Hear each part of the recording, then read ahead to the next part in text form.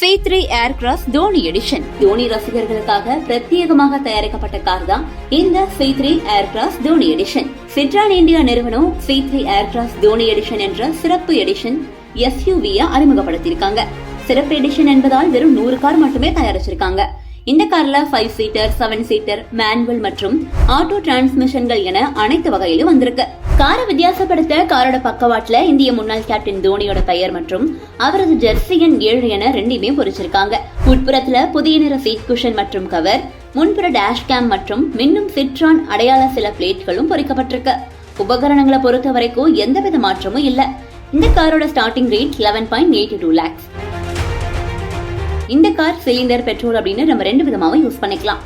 காரோட power 110 HP, torque 190 Nm, boot space 444, mileage 18 ல இருந்து 19 km வரைக்கும் தருது.